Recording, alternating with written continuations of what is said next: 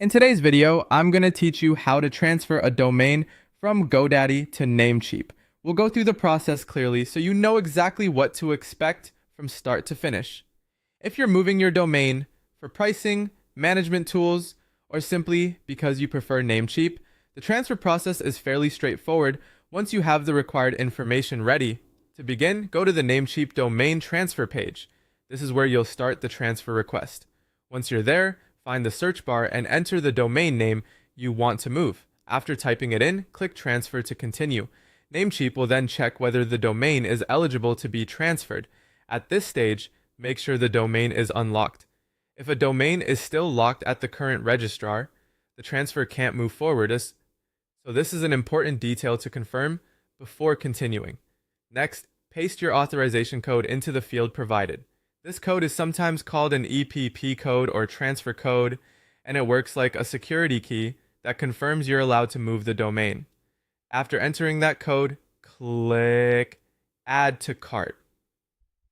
Once the domain has been added, go to your cart and complete the checkout process. Keep in mind that Namecheap usually charges a small fee for the transfer. In most cases, that transfer also adds one additional year to your domain registration, so it's not just a moving fee, it typically extends your ownership period as well. As you check out, take a moment to review the domain name carefully so everything looks correct before placing the order. After checkout, the transfer request is officially submitted, but the process may not be finished immediately. Domain transfers can sometimes complete in as little as 30 minutes, but in other cases they may take anywhere from 5 to 7 days. The exact timing depends on how quickly the current registrar processes the release.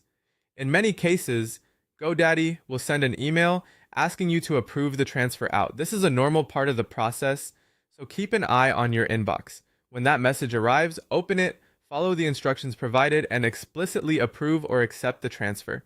That approval step is often what helps move the transfer along more quickly.